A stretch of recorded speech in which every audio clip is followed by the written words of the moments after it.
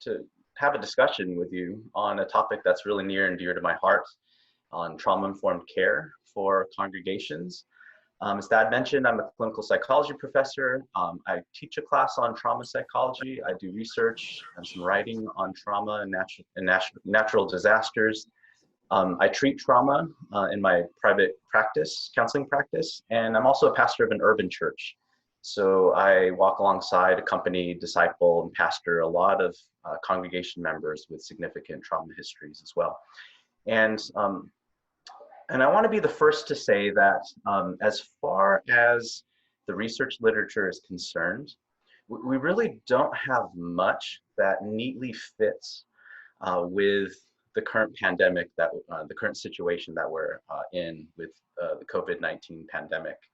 We have theoretical models of individual trauma, of group trauma, of natural disaster trauma, but none of them really fit perfectly. None of them fit really well with the situation that we go through. And there's several reasons for that. The first reason is that the pandemic that we're currently in, it's a threat that's still presently unfolding. So it's not something that has a clear start or a clear finish. And at least from our standpoint right now, it's really difficult. I don't know if there's anyone in the world that can predict when this is going to end definitively. Another unique challenge of our present circumstance is that the virus that we're facing, it's invisible. That is, it's too small for us to see with the naked eye.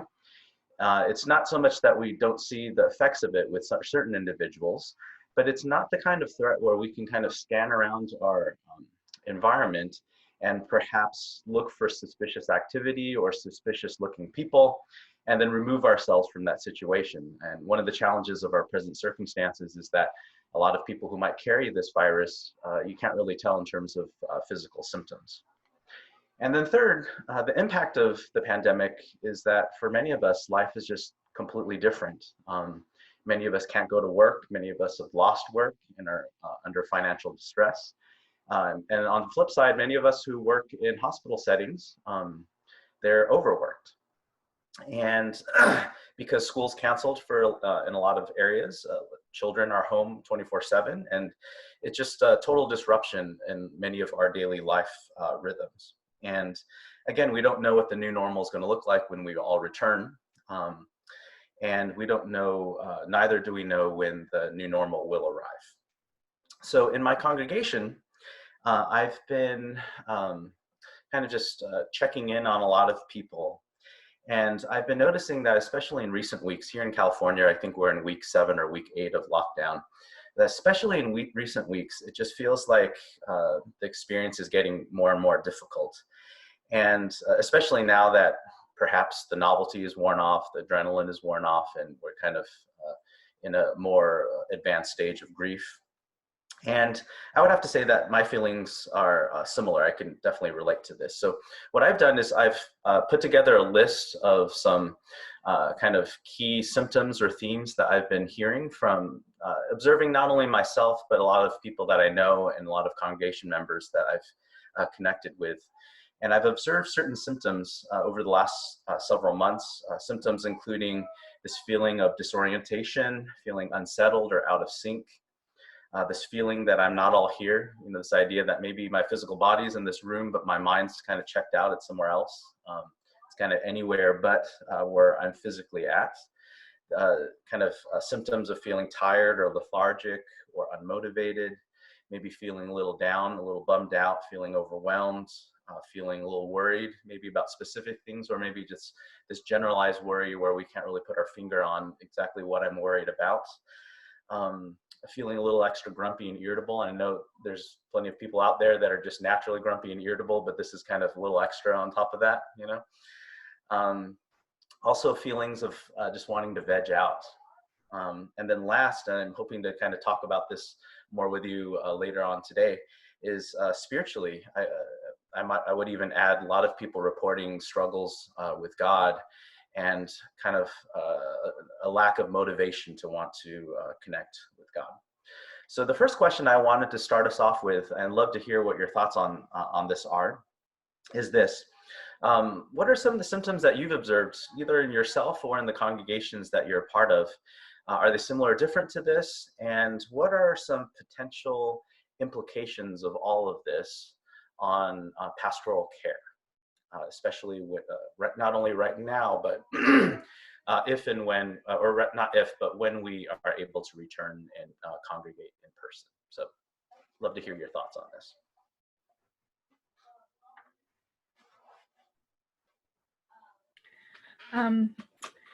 Something that I've had some conversations with people about is it's kind of a double-sided. So people are either feeling a lot of guilt and shame about unable to do what they want to do, and so that I want to do more, but I'm unable to do more, so that out of control feeling.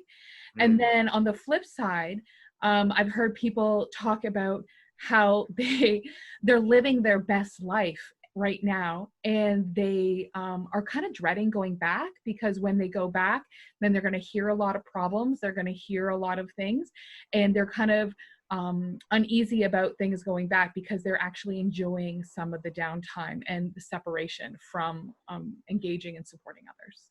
Okay, very good. Yeah. David, it's Chris. Excuse me one second. Laura, would you mind sharing with everybody who you are and where you serve? Yes. And maybe we could all do that. I know all of you, but you don't all know each other. So, and then I've got a follow-up comment myself. But. Sorry about that. Yes. So my name is Laura, and I have founded an organization called Hope Made Strong, and I offer resources and support for pastors and leadership, ministry leaders, for compassion fatigue and mental health. So my background is a licensed social worker, and I was connected with this group through David Hegel. So I apologize for jumping in without introducing. No worries. And the faces on my screen were so small, I didn't even know Laura was here. I would have said something. So I just pulled down the little menu, and there she was. So welcome. Yeah, so glad you could join us, Laura. Thank you.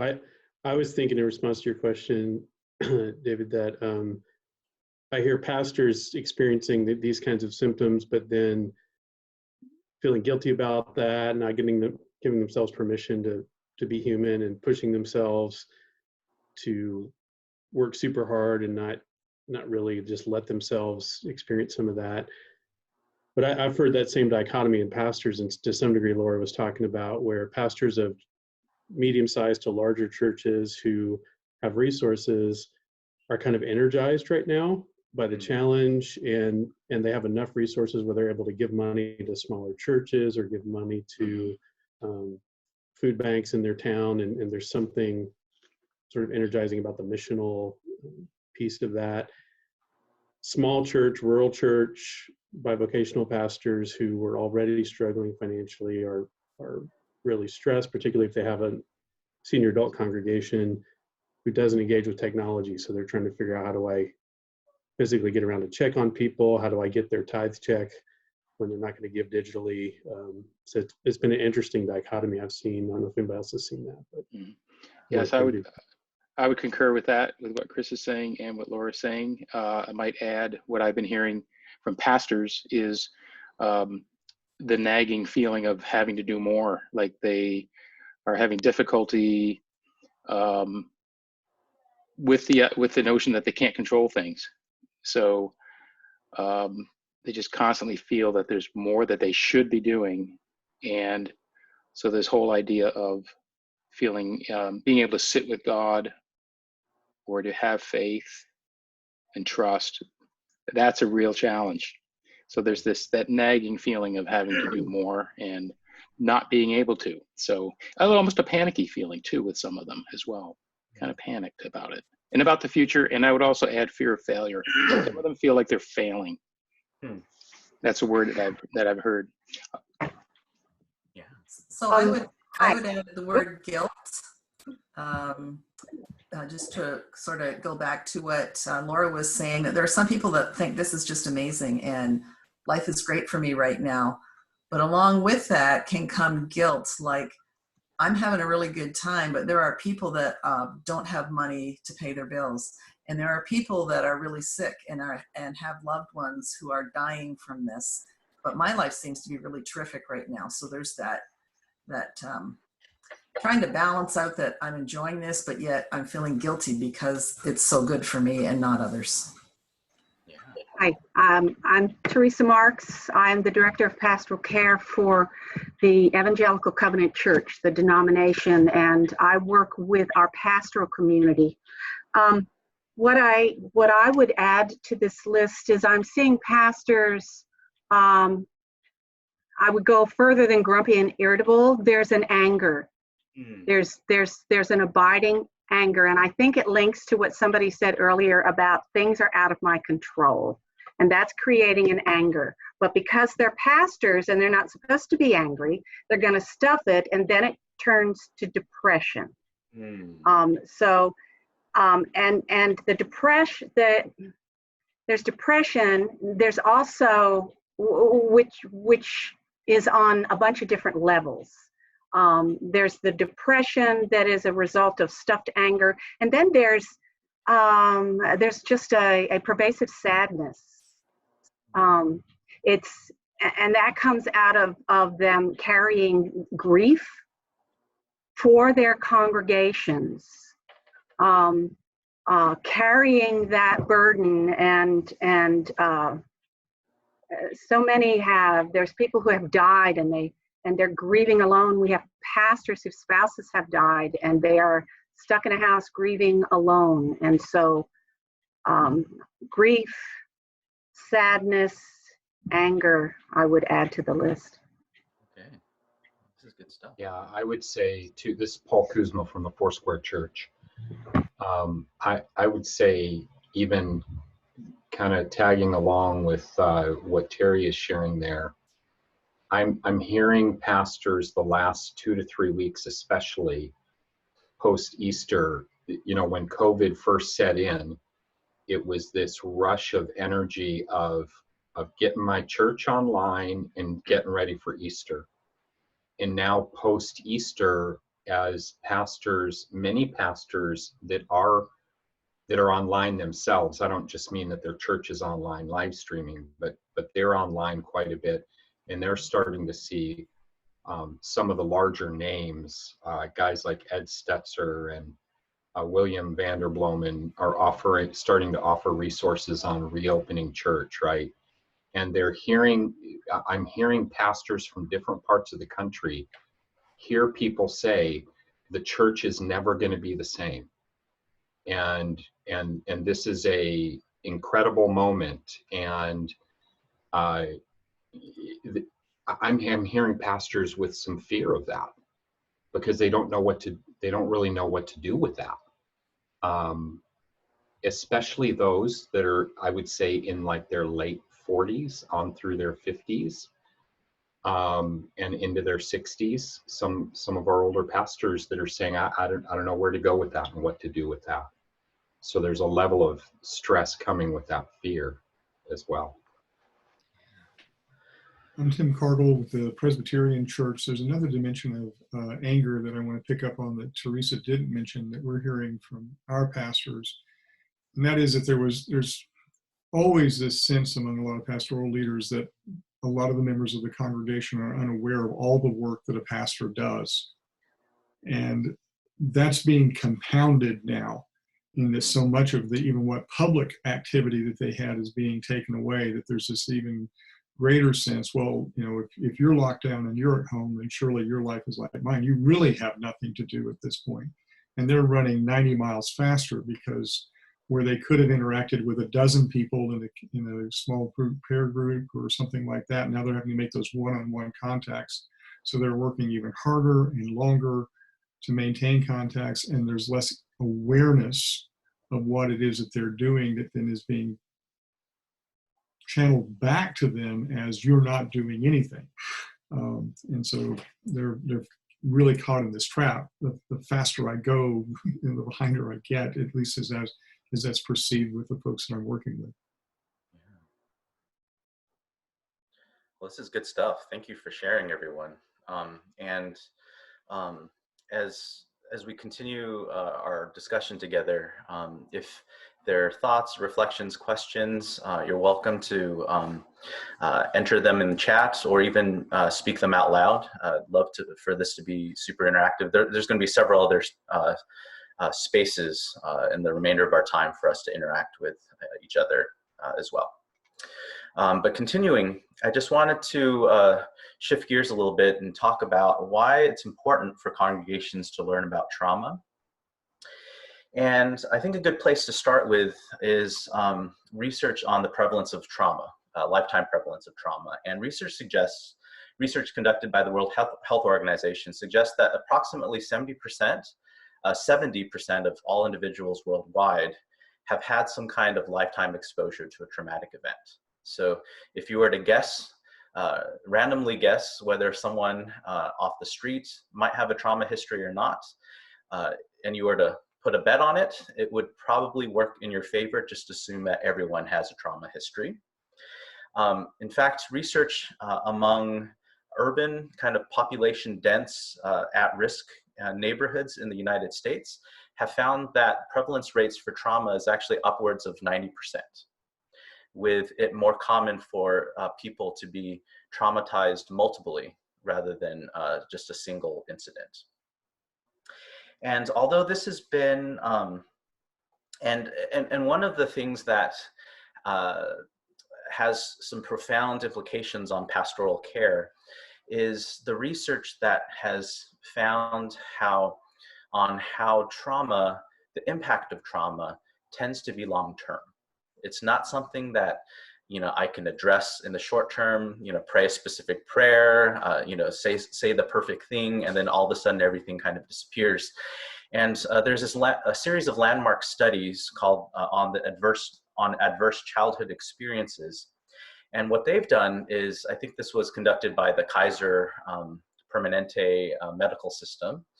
And they had access to thousands and thousands, probably over 1 million data points.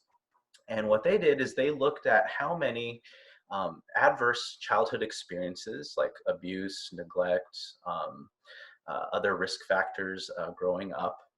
And they looked at models predicting and connecting the number of adverse childhood experiences someone has with later indicators of physical well-being, emotional well-being, relational well-being. And they found that adverse childhood experiences at perhaps age 5 to 20, that they actually predict later behavior.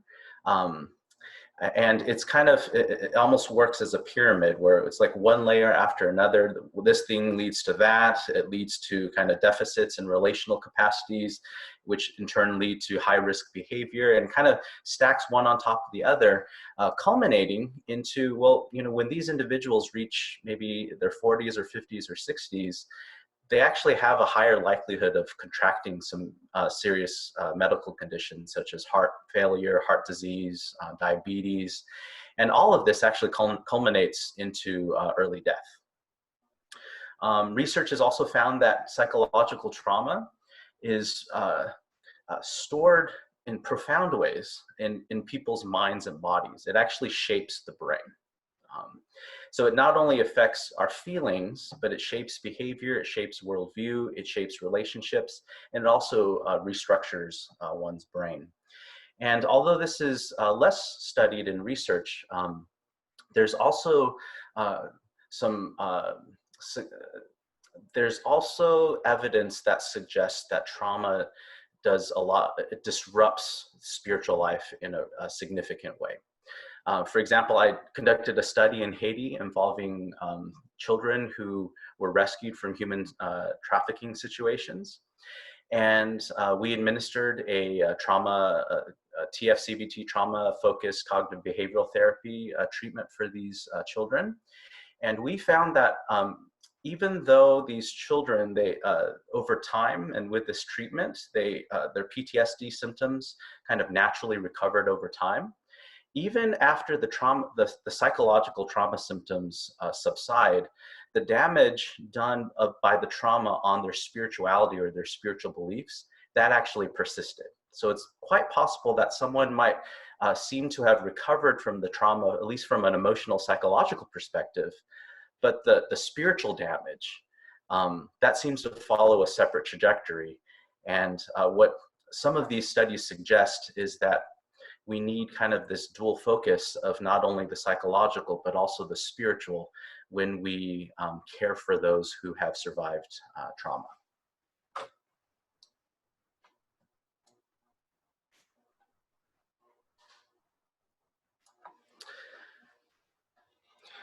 There's this wonderful book written by Shelley Rambo out in Boston University, and she articulates trauma in this way. Trauma is what does not go away. It persists in symptoms that live on in the body, in the intrusive fragments of memories that return. It persists in symptoms that live on in communities. And what I appreciate most about this sentiment is not only that it speaks to the long-term effects of trauma, but also looks at trauma not just from an individual perspective, but from a collective or a group perspective, because there is some interesting writing and research on group trauma and intergenerational trauma, and how trauma can get passed down from one generation to the next. And something like that can often be quite confusing for younger generations, because they feel the impact and they feel the weight of the trauma, even though they are perhaps decades removed from the original traumatic incident. So, continuing, why is it important for congregations to learn about trauma? Well, another reason is that when we understand trauma and some of the ways it impacts people, we're better able to communicate with and support those who have been affected by the trauma. And with our present COVID-19 pandemic, here's some latest statistics on the increase, kind of the increased distress that is present in many of our communities. One study found an 8,000% increase in suicide hotline usage. Another study found a 30 to 24% increase in family disputes, domestic violence calls, child custody cases. So as people are on lockdown and everyone is together in the same space, I guess it makes sense for the frequency of these kinds of problems to be much more apparent. And interestingly, research from 2003 on the SARS outbreak have found that among those who were diagnosed with the SARS condition, 44% of the survivors went on to develop PTSD. And perhaps even more interesting is that several years later, the vast majority, 82% of those, still have PTSD symptoms several years later. So this is something that might very well stick over the long term. And I remember earlier, during our earlier discussion, people were talking about how there's kind of this bifurcation between people who are really struggling and then people who weren't necessarily struggling but feeling guilt. And that's actually a very common trauma reaction as well, this notion of survivor guilt. When I've worked with military veterans with PTSD and without PTSD, there was a great struggle with, well, why did I survive when someone else didn't, you know? And part of, and I probably should have mentioned this earlier, but one of the points I wanted to make as I was synthesizing and reflecting on all the feedback that you all gave about the various symptoms that you observed, anger, anger due to control. And the point I wanted to make is that quite a few of those symptoms that you've been observing, they're actually potential symptoms of traumatic stress. So, what is trauma-informed care? The main idea behind trauma-informed care is this following question. How do we interact with, how do we work with, how do we care for individuals who have a history of trauma? And by trauma, you know, it could be it can take many shapes and forms: emotional, physical, sexual abuse, violence, neglect, natural disasters, etc. And how do we do this? How do we work with this population that is among us, that is us as well, in a way that is understanding and responsive to their unique needs and challenges, and perhaps more importantly, in a way that doesn't inadvertently end up re-traumatizing these individuals.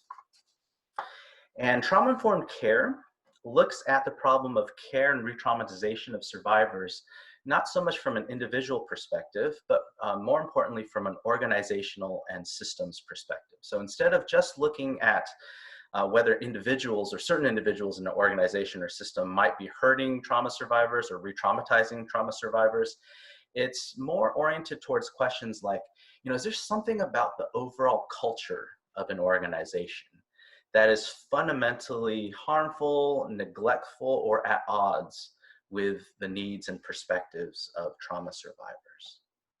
And thus far, the trauma-informed care movement it's been contextualized and applied onto a variety of different social and organizational contexts such as hospitals, courts, schools, community mental health centers.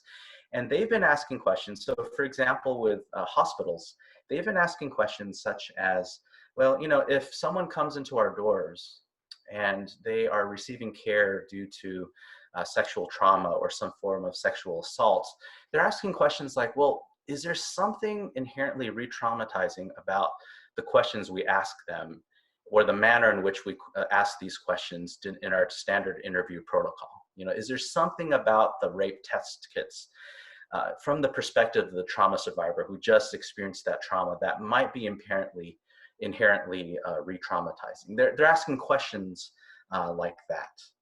And I believe that we really need to bring this this conversation to local congregations, right? Because as a Christian, my firm conviction, this is a conviction shared by all of you all as well, is that the church is the body of Christ and it's the hope of the world.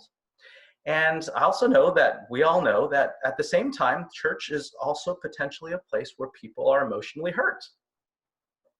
And it's also a place where people with trauma histories become unintentionally re-traumatized, often by well-intended, but perhaps ill-informed people. So due to time, I'd love to hear more from you on this question. Is it possible for individuals to be profoundly emotionally hurt, traumatized by churches? If so, what does this look like? Why does it occur? Just judging from your responses to their questions at the beginning, I think we're all kind of on the same page. Let me give you a real life example from a colleague.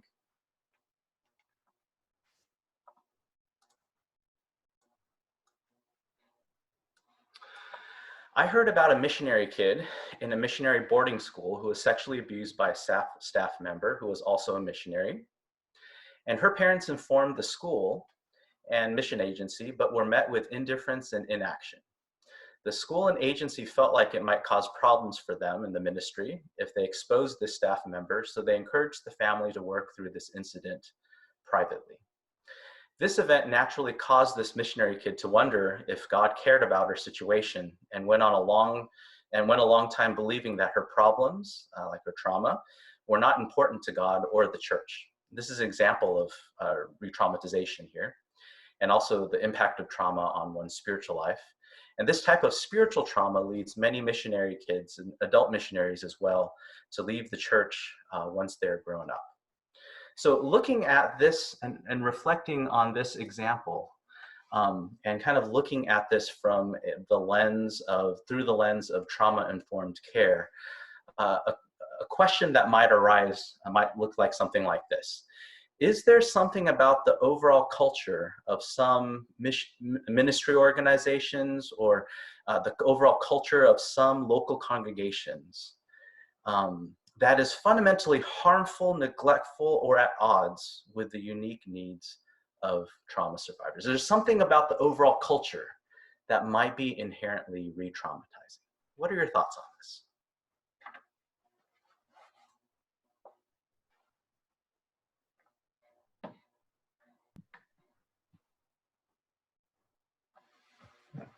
I would say just one comment, David, that I think systems can also be narcissistic. When they're narcissistic leaders that find their way into religious leadership, then they can certainly be perpetrators of spiritual abuse or other forms of misconduct that are traumatizing. But church congregational systems can also be narcissistic and end up traumatizing themselves and traumatizing other people. Yeah. And I think the trauma-informed care perspective would, obviously a lot of the hurt and pain could be isolated to that narcissistic individual who has a lot of, authority and control in the church. And I think trauma-informed care would ask a second follow-up question, which was there something about the culture of the church that led to an individual like this to be selected in the first place? So it's kind of taking one more step further to try to get to the root of the problem. How would you answer that question? I wonder, this would just not research-based, but clinical observation in a congregation I used to serve and some other ones, that there's almost an abused spouse form of phenomenon where church repeatedly will choose a narcissistic, abusive leader. Yeah. In the same way that people go back to an abusive spouse. Yeah.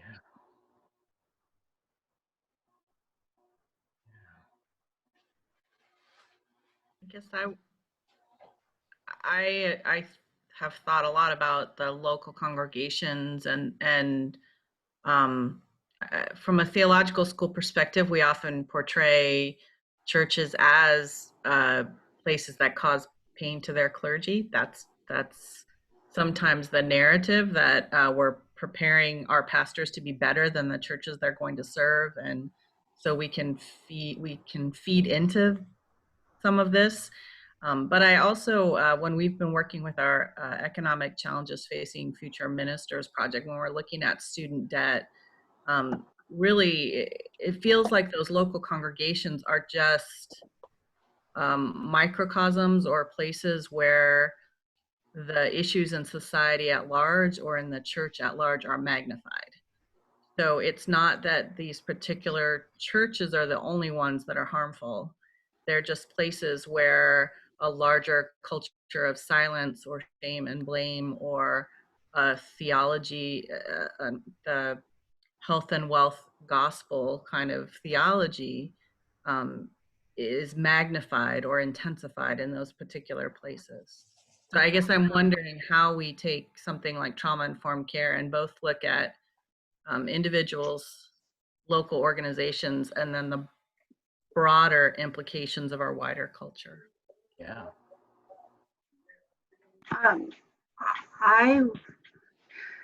When we have a pastor who comes under the discipline of our board for clergy misconduct,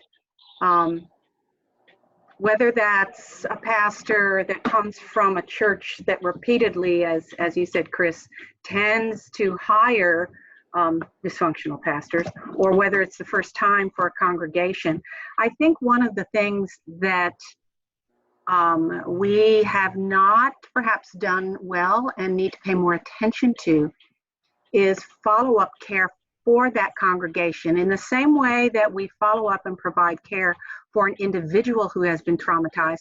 Now you have a group of people who have been traumatized, and we go in there and we do a disclosure meeting and say, gosh guys, we're not going to give you a lot of information, but guess what, bad pastor, we're taking him out, have a nice life.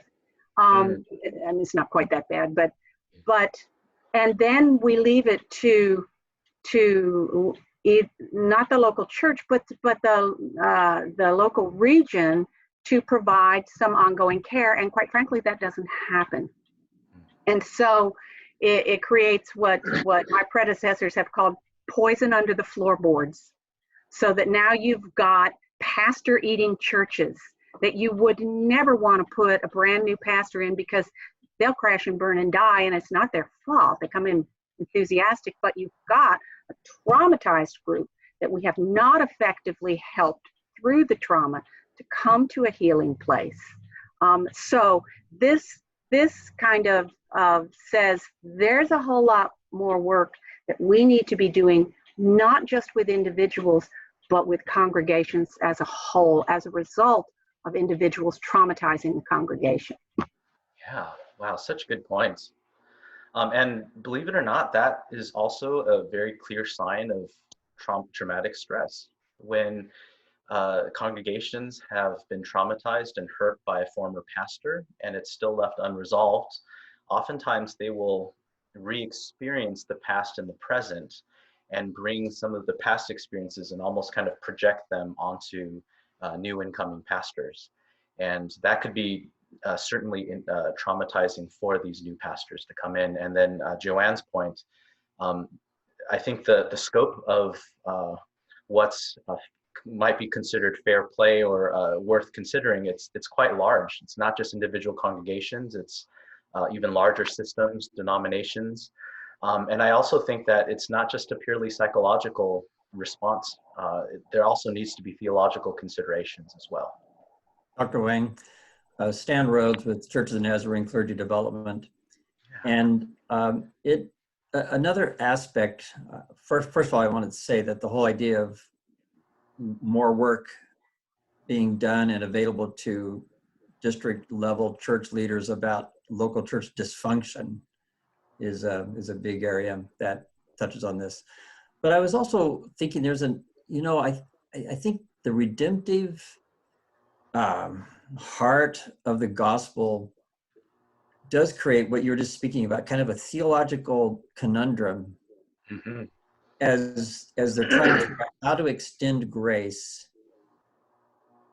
and care at the same time. And like, for example, I'm part of a group that's currently working on, trying to give guidance on how should a local congregation provide care to people with a sexual offending history. I mean, and how do you actually care for that person and whatever trauma they had in their past, with the fact that there are people in your congregation who have been traumatized by someone, maybe not them, but there's a lot of layers, but the church finds itself in this tough place with how to live out the gospel in that setting. Yeah, I think. I mean, as an example, that may not be a good example, but oh no, that's a great example too. Yeah, good stuff. This is Debbie Jin. I'm at ATS. Thanks for having me, for the opportunity to be a part of this conversation. I've been, I'm not a pastoral counselor. I'm not clergy, but have watched this particular COVID situation and wondering why either people don't stay in their lanes in terms of their expertise, or stay in their lanes and then have intentional cross conversations. So it's been interesting to watch our country's leaders who don't have medical backgrounds talk and say things about the medical aspects of COVID, projecting, kind of a much faster recovery from COVID than is probably possible. And then I wonder about those who aren't trained to do trauma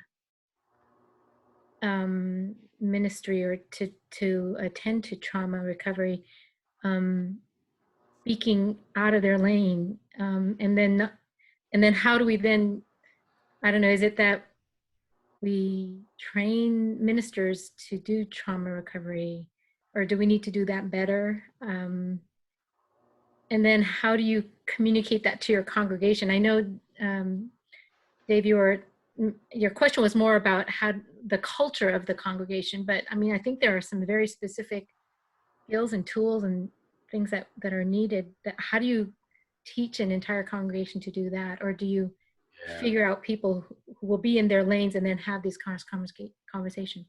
Because you need both the psychological pieces, but you also need the theological pieces, and then connect those. Yeah, and these are both great points, because it's not there's not a clear-cut answer where, hey, let's just get everyone to do trauma care with everyone, because a lot of people have trauma themselves, and trauma can re-traumatize, and trauma can also trigger other people's trauma at the same time. So it is a sticky situation.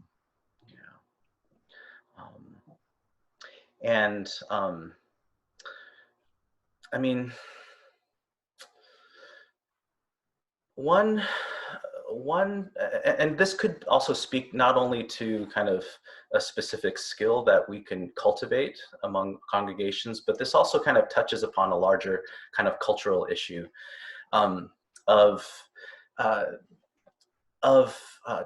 equipping and modeling what I would call kind of a long-term accompaniment mindset model of discipleship, and before you can get to that, there has to be some basic competencies, such as, like, can you just bear witness to somebody else's story without saying anything and trying to fix it. Because I have a smaller congregation, last year I led a 4-week series on lament. And I interviewed different people in our church and invited them to share their own story about a kind of a long-standing source of pain in their life that isn't going to get fixed anytime soon. And I invited people to go into small groups. They didn't have to do this if they didn't feel comfortable, but for one person in that small group to share something in their own life, and for the other two to just practice bearing witness to their story and literally not saying anything and observing how their heart is being pulled. And when we debrief that experience or exercise, and we can pull it off because we have a really small church, but it was really excruciating. It was almost like torture. People were saying like how difficult, how mean I was for doing that, and and how difficult it was to just hold back and not try to fix somebody else's problem. And again, I feel like I wonder if that's a symptom of a larger issue, not only with perhaps churches or church culture, but perhaps even with American culture, where we're not, the language of grief and lament doesn't come easily. I think we'd rather kind of fix it and find a solution and kind of win at the end of the day, when a lot of life doesn't really fit that narrative, and I feel like there's also, from a theological perspective, I feel like a lot of us need to do a better job at preaching and teaching the role of negative emotions in the Christian life, right? It's almost as if it's assumed that to be Christian means for me to be happy or think positively all the time, and if I feel anything different, then I'm not trusting in Jesus enough, I'm not living out my faith, there's something wrong with me. When in fact, I think Glenn Pemberton conducted research on the Psalms in the Bible, and he found that upwards of 70 to 80% of the Psalms in Scripture all qualify as Psalms of lament. And yet at the same time, when you look at the 100 or so most popular songs that are sung, choruses that are sung in local congregations, only 5% can be considered songs of lament. So so that could be another kind of cultural piece that might need to be corrected so that we become more grounded in the language and the worldview of the Scripture. Dr. Wang, I'd like to ask just a couple of questions to highlight some of them that have come out of the chat. The first is, you mentioned before that 70% of individuals have some form of trauma history. How does that compare with the clergy? Do we find higher rates of trauma or lower, about the same? How do clergy relate to the general population? Great question. That I'm actually going there in my next slide. It's as if we actually prepared that. Let me skip to the final bullet point in this slide. And this is research that's hot off the press, conducted by Stephen Sandage. Boston University is also part of our collaborative hub. And he found that, and this is actually a study that replicated another study that had similar findings, but with a diverse sample of 258 Christian religious leaders and pastors, he found that approximately 80% answered yes when asked if they experienced an event in their ministry in which they felt overwhelmed, fearful, or helpless. And then he administered a screening questionnaire, screening for PTSD symptoms. And if they were to take into account both ongoing stressors as well as historical stressors, they actually found that 56% of the sample of pastors either surpassed the clinical threshold where they need to be formally assessed for a potential formal diagnosis of PTSD, or they approached that, so they're either surpassed or came really close to that threshold that would potentially warrant a more formal assessment of a diagnosis of PTSD. And again, this is a study that replicated another study. So so perhaps the actual figures out there among pastors in particular, they're quite high. They can be quite high.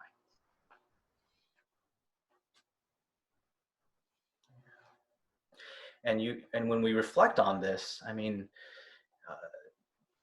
how much of these pastors are suffering in private, and how much of these unique needs are not being, properly attended to, and the impact of this on the pastor themselves, as well as potentially their congregation members, many of whom might have trauma histories as well. Dr. Wang, this relates very much to your last line, and I wanted to just kind of follow up from one of the questions in the chat. Person is asking about credentialing boards for ordination, et cetera. And the basic question is there an instrument that might be used for ordination processes to help identify those who might have a past history of trauma? Yeah, there are. The National Center for PTSD, they're based in the veterans of the VA hospital in Honolulu, Hawaii. They've put out a short screening measure of maybe 5 to 7 questions, kind of medium-sized screening measure, maybe about in the order of 20 to 25 questions, and a more thorough, as well as a more thorough assessment. So they are clinical assessments though. So they're designed to be administered by perhaps like a medical doctor or a psychologist. But I think they're still usable for a general population as well, used by a general population as well. I know, I think this also speaks to perhaps the importance of denominations and churches to have member care departments with licensed professionals who can perhaps do a more thorough assessment work for incoming clergy members as well as existing clergy members as well. Chris Adams, I'm looking at the Zoom chat now. He mentioned that about 20 years ago, Fuller did a study that found that the percentage of trauma history among seminary students was actually higher than the general population. And then Paul is recommending a book, Emotionally Healthy Discipleship. I'm familiar with that book. That's a fantastic book. That's a great idea. Thanks for sharing that. Yeah, I do work with Pete and Jerry Scazzaro at Emotionally Healthy Discipleship. And the link that I left there leads to what we call the Emotionally Healthy Discipleship Course Leaders Kit for church leaders to look at as an opportunity to address the whole issue you were talking about, David, of how the church handles emotions.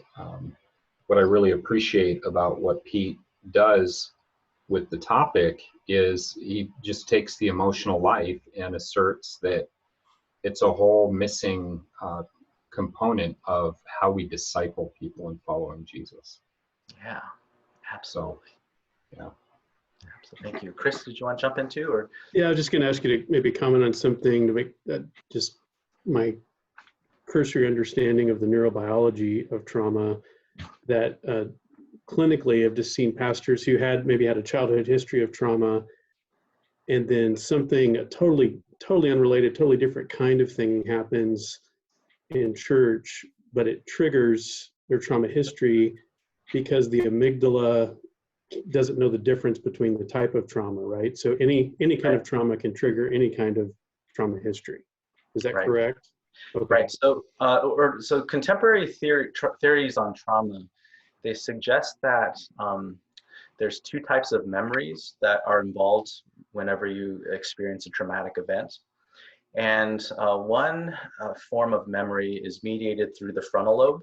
So this is the memory that is kind of like associated with higher order learning. So when we're attending a class, when we're teaching a class, we're utilizing that kind of memory. And as we're remembering things through this initial brain pathway, it's well organized, it's kind of indexed so that in such a way where we could more readily recall it if we need to. So if someone asks you, hey, what happened? Well, because I stored it through this pathway, through the frontal lobe, that and the frontal lobe is associated with executive functioning, impulse control, for future planning, stuff like that.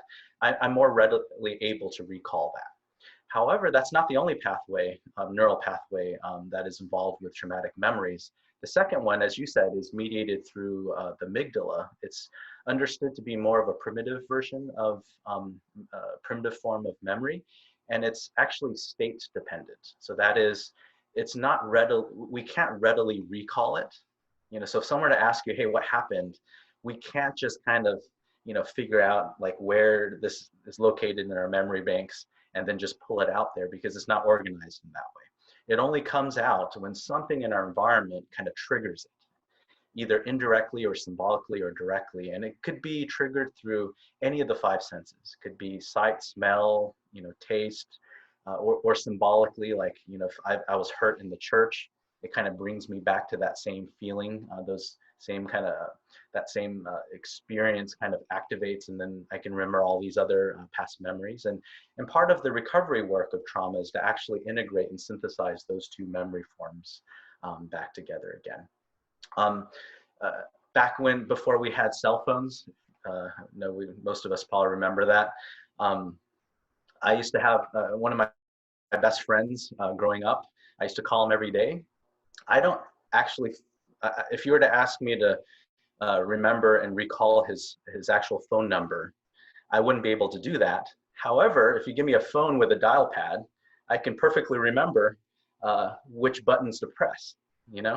That's an example of the difference between the two kinds of memories, where the second kind of memory, I need that dial pad for me to go, okay, I pushed this one and then this one, and then and then all that memory pops up. But if I were to ask you, well, can you give me the actual phone number? I think I'll have to use a mental trick and go, okay, imagine a dial pad and then extract the numbers from that. And that's why a lot of trauma survivors, when you interview them directly, like, hey, tell me what happened, they'll struggle with actually recalling details. But that's actually not an indication that they, that their memory, that nothing happened. A lot of times when you're in a legal case, lawyers might, as the case with Dr. Ford in Judge Kavanaugh's kind of situation in recent history, a lot of people were kind of attacking Dr. Ford and saying, well, she can't remember everything, it's kind of foggy. Maybe that means that we can't trust her testimony. And as a trauma psychologist, when I heard her testimony and I saw the symptoms, that actually to me indicated that something probably definitely happened. Dr. Wang, thank you so much. I'm just cognizant of the time. I know we're at the hour. I want to just kind of launch a quick poll here of everyone, so we can make sure we've got some feedback. But Dr. Wang, if you've got a little bit more time, I'd be more than happy to kind of extend things out if there are others that have questions, or if you have a few more thoughts that you'd like to share from your presentation. Let me just pause and see what other questions or comments people might have.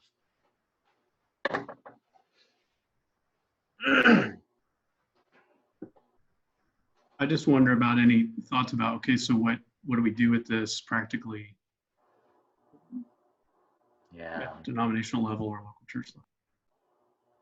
Yes, hi, this is Meg Lossier. I am with the United Methodist Church in clergy credentialing areas. And I too was wondering about the immediate pandemic and how this might affect those feeling a call to the ministry within the next year to two.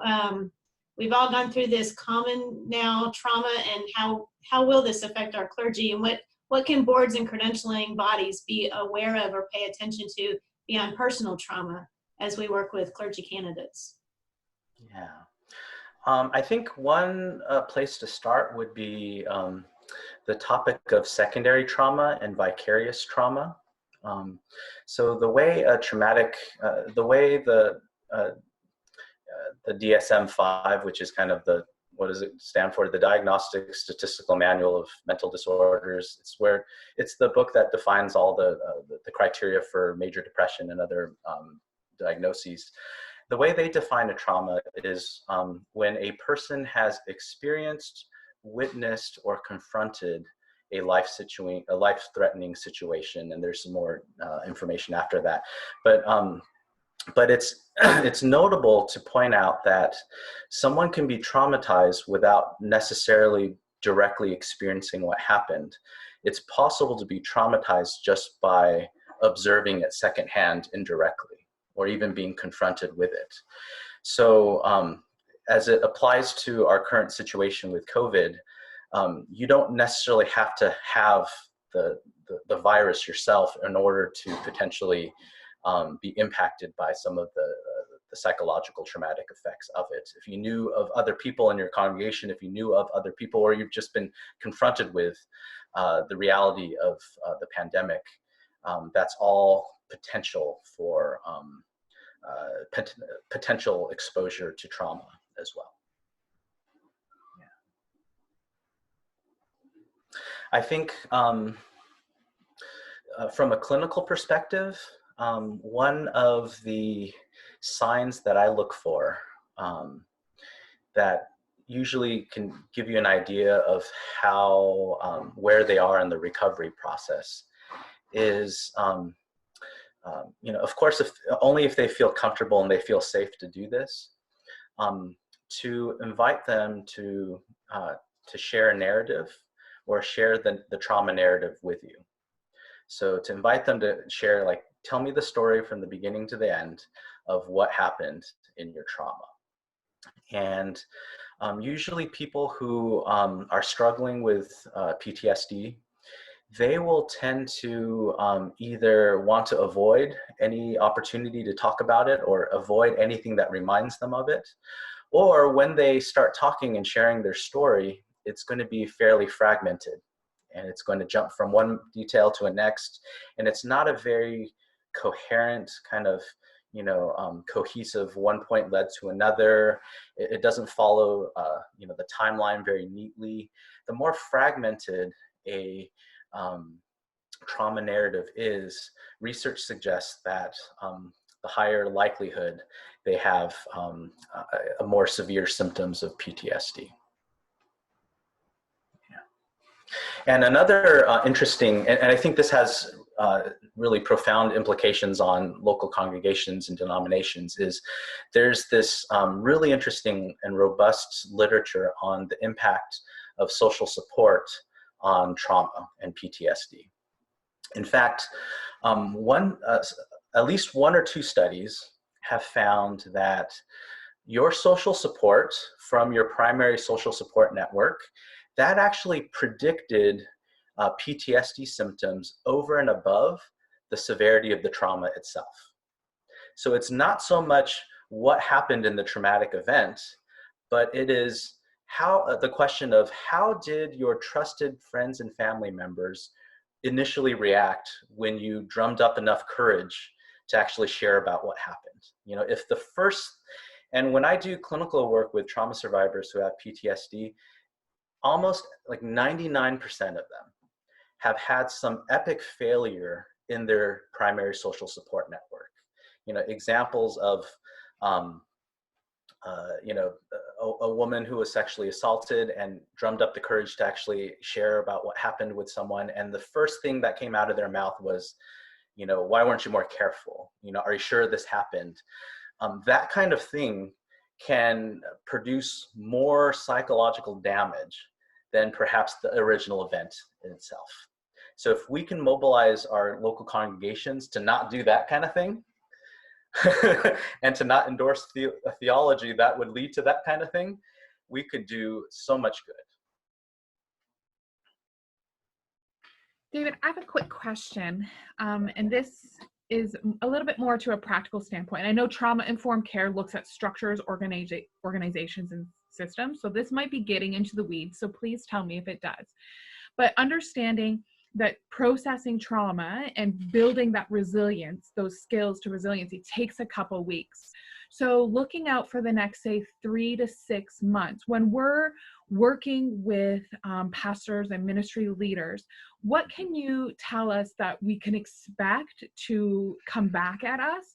And maybe if you can give us maybe 2 or 3 things that we can give that are practical how-tos to help the people that we see on a regular basis to try to overcome those in this, you know, short time period?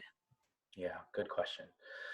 I think the place I would start would be, like I forgot who mentioned this, who coined this phrase. It wasn't from me, but the phrase goes like this. You know, and he was speaking to a group of counselors and psychologists, and he said, all trauma therapy is grief therapy, because trauma always involves some kind of loss, either concrete or symbolic.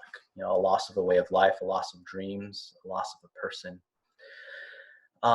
And ultimately, when people struggle with trauma, they're essentially struggling with grief, right? And there's no way, there isn't a, you know, there isn't just one way to grieve well. What I usually say to people I work with and when I teach is that a healthy grief is a grief that is moving. You know, so if you're angry today and you're sad tomorrow, and then you're feeling guilty the next day, and then you're angry the next day, a healthy grief, and those are all natural, normal stages of grief that people all go through when they're grieving. But one that's moving day to day, even week to week, that's a healthy grief. Where people get into problems is when they get stuck in their grief. You know, when they're feeling something and they're unwilling to accept it. You know, so this idea of I'm angry, my body's telling me I'm angry.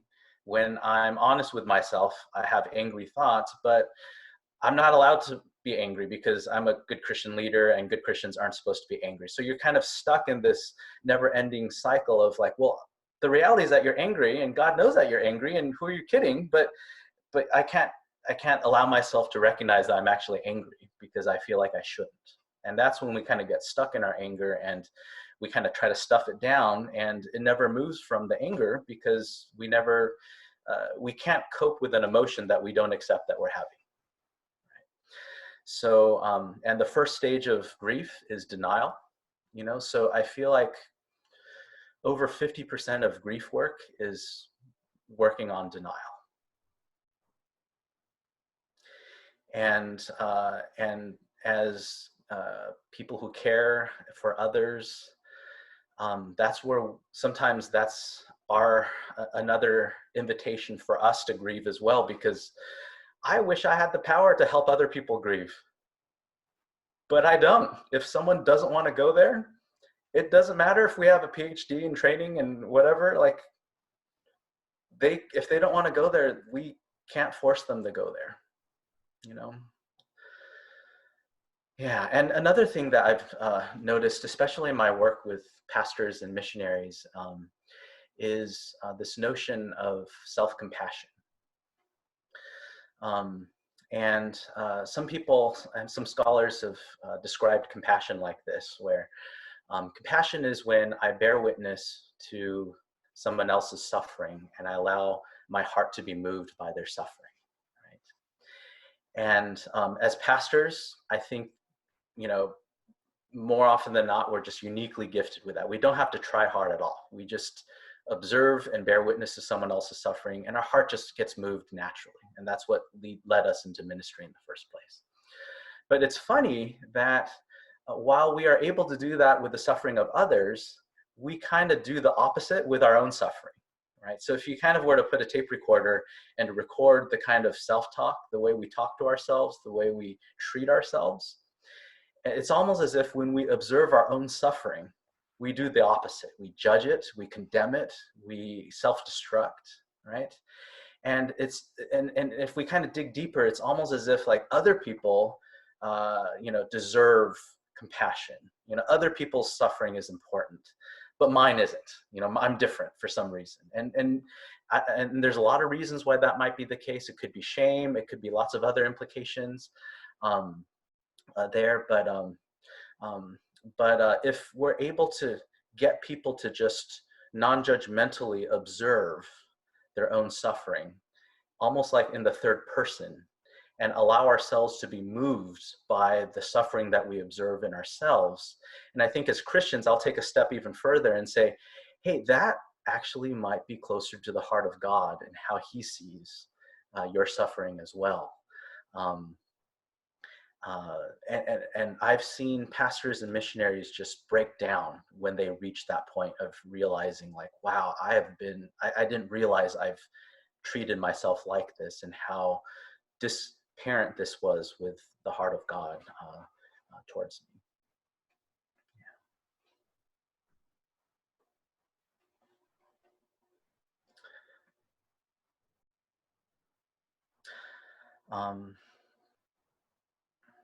Do want to be mindful of time. I know we're 15 minutes over time. Maybe if I can just share one more thought to close our time together. And it's the last bullet point of this slide, that perhaps some of the theological implications of our conversation, as we're looking at this from more of a systemic perspective, is perhaps we need a more nuanced redemption narrative, right? This idea where oftentimes the most difficult week for trauma survivors in churches is Easter Sunday, right? Because there's this narrative of, well, you know, Christ died on Good Friday on the cross. And by the way, Christ's death on the cross is a trauma. So in many ways, it's fair to say that our entire faith is built upon a trauma, right? And even when we read in Revelation, and even after Christ died and resurrected and he showed himself to Thomas, I mean, the effects of Christ's trauma are still apparent even after he resurrected, right? So a lot of times when we go into our redemption narratives, oftentimes we'll kind of gloss over Good Friday and skip to Easter Sunday and almost adopt this overly triumphalistic tone, you know, where, you know, all the evil and all the trauma that we've experienced, it was all meant for good and was all worth it because, you know, God resurrected from the dead and like redeemed us.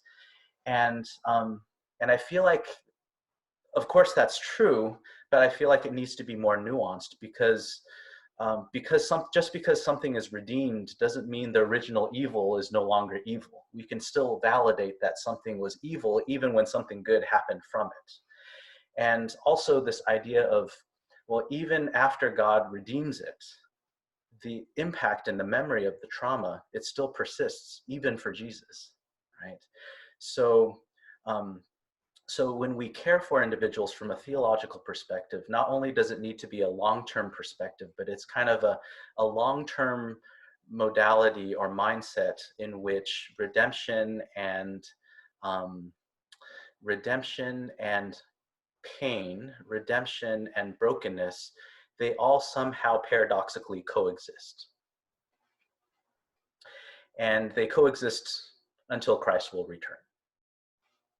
So I believe there's going to be an end point where it will be finally resolved, but not on this side of heaven, and not until Christ returns and consummates his kingdom.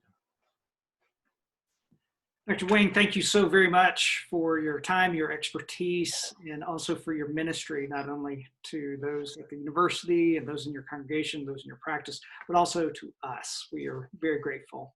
And thank you all for being with us today. I'll just have a quick reminder for you that we have another presentation that's going to be coming up on June 5th at the same hour.